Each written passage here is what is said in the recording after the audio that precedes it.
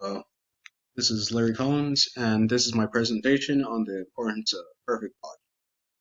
Okay.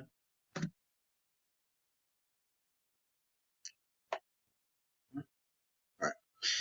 So first, to understand the importance of perfect posture, you have to understand what is good posture. Well, what good posture is essentially whenever a person positions themselves in such a way that their neck and back or their neck and spine are have the least amount of stress. Okay. And some benefits of good posture is that it keeps the bones and joints aligned, and that allows the muscles to be used properly. And essentially, what that does is it allows your allows your muscles to be less fatigued and less hurt, like after a workout.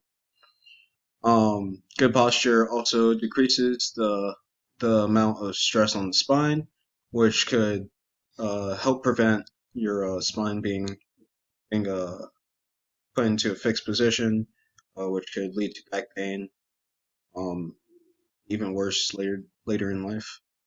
And then lastly, good posture it makes you look good in appearance, which is plenty of enough reason to actually perform a good posture.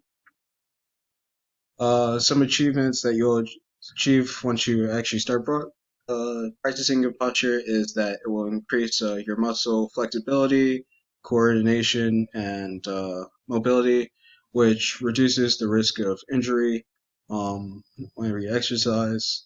It will also allow normal movements in the joints, which prevent things such as osteoarthritis, and it also could uh, it could also help uh, increase your self awareness and cognitive function of how your body is being placed at all times. So the more you practice, actually using good posture, then the more you're likely to use it. Okay. And negatives of bad posture is that it could lead to varicose veins, which are essentially the veins that you would see on older people, and those are like the ones which are very apparent and they hurt. Um, and another thing about bad posture is whenever you hunch forward, then that could block off the supply of air to your lungs, and that could lead to a shortness of breath, poor cognitive function, and vascular diseases. Um, and whenever you slouch, then that could compress your abdomen, and that leads to your stomach being cut off, and that could lead to problems with digestion. It could also lead to misalignment of the spine, which could lead to kyphosis or flexed posture and back pain. And essentially, what kyphosis is whenever you have like an elderly person whose spine is like basically so bent out of place that they essentially have a hunchback and their head is positioned forward. That's essentially what kyphosis is. Okay. And for my next thing, I looked at research article dealing with elderly ladies with kyphosis, and what they basically looked at was they looked at these ladies.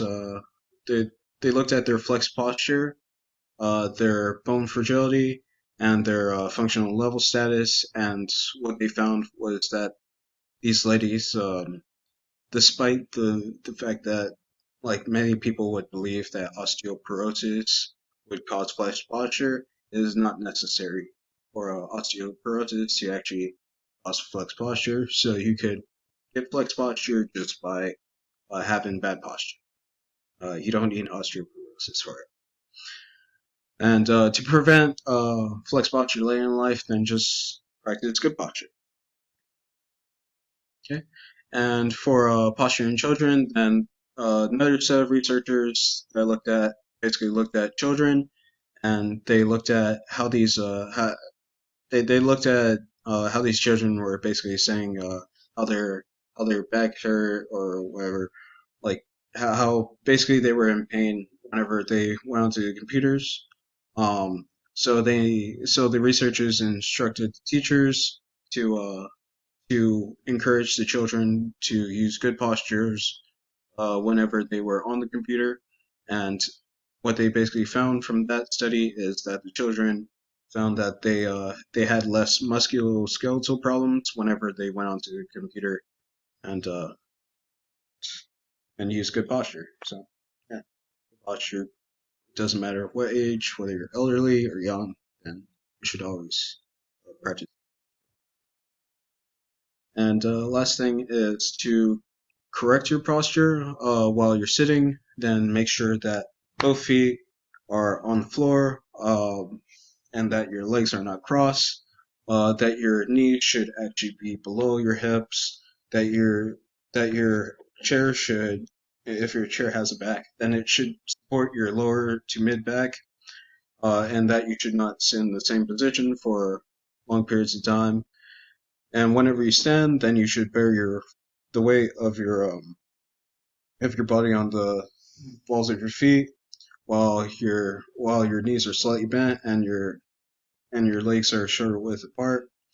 Then you want to shift your weight to your heels, which I guess balls of your feet, but yeah. Your arms should hang naturally. You should stand straight with your shoulders pulled back, and you should tuck in. So make sure that gets in. Okay, and that's the last thing. All right. Uh, so yeah, and then there are my references for the things which I've done, and thank you.